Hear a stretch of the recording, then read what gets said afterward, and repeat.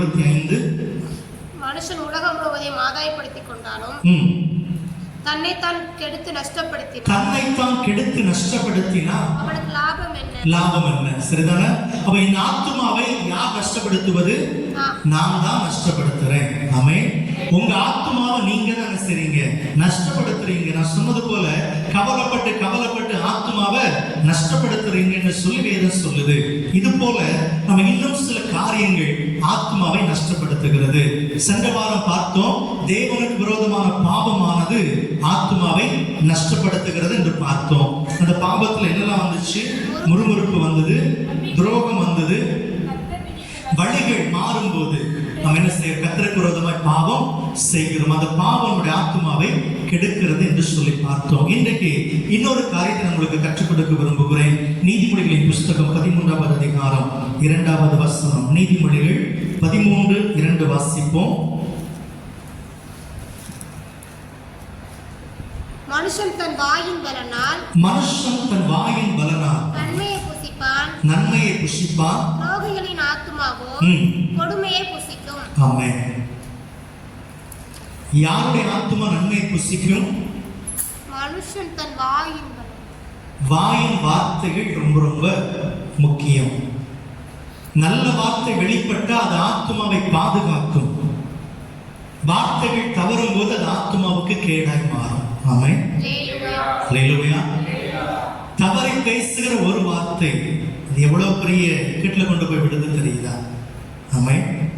பொதுவாக உலகத்துல சொல்லுவாங்க, இந்த உலகத்திலே காணப்படுகிற கூர்மையான எந்த ஆயுதத்தை காட்டிலும் அதிக வல்லமை பெற்றது வாயிலிருந்து வருகிற வார்த்தை மாத்திரமே. ஹல்லேலூயா, ஹல்லேலூயா. நம்முடைய வாயிலிருந்து வருகிற கூர்மையான அந்த வார்த்தைகள் காயப்படுத்தலாம், கஷ்டப்படுத்தும். எங்க கொண்டு போய் விடும்? சாவுல கொண்டு போய் விடக்கூடிய கொடுமை நிறைந்தது வார்த்தைகள். தெளிவாக கவனிச்சுக்கோங்க. உலகத்துல காணப்படுகிற எந்த ஆயுதத்தை காட்டிலும் வலிமை பெற்றது நம்முடைய வாயின் வார்த்தைகள். மற்ற எந்த காயமானாலும் ஆறும், சொல்லப்பட்ட வார்த்தைகள் மட்டும் ஒரு நாளும் ஆறவே ஆறாது. ஆமென். ஹல்லேலூயா, ஹல்லேலூயா. அடிச்சா கூட மறந்துடுவாங்க. தவறுதலா பேசுகிற ஒரு வார்த்தை அது ஆயுசுக்கு மனசுக்குள்ள பாதிப்பாய் இருந்து கொண்டே இருக்கும். ஹல்லேலூயா. இன்னும் நாம் அநேக வார்த்தைகளை காயப்பட்டிருக்கிறோம். ஆமென். ஹல்லேலூயா. நமக்கும் அநேக வார்த்தைகள் நம்மை காயப்படுத்தி இருப்பதினால அனுபவித்து உங்களோடு பேசிக் கொண்டிருக்கிறேன். எந்த ஆயுதத்தை காட்டில் கொடுமையானது வாயிலிருந்து வருகிற வார்த்தைகள். அந்த வார்த்தை நல்ல வார்த்தை இருந்தா அதன் ஆத்மாவுக்கு ஜீவனாய் மாறும். அந்த வார்த்தை தவறாய் இருக்குமானால் அது நமக்கு கேடாய் முடியும். ஹல்லேலூயா. பேசும்போது நல்ல வார்த்தைகளை பயன்படுத்துங்க. பிள்ளைகள் திருக்குறள் தெரியுமா? இனிய உளவாக இன்னாத கூறல் கனியிருப்ப காய்க்கவர் நச்சு. பழங்கள் இருக்கும்போது யாரும் காய்களை விரும்புவது இல்லை. நல்ல வார்த்தை இருக்கும்போது யாரும் கெட்ட வார்த்தைகளை விரும்புவதும் இல்லை. ஆமென். தேவ பிள்ளைகளுக்கு எது முக்கியம்? வாய் முக்கியம்.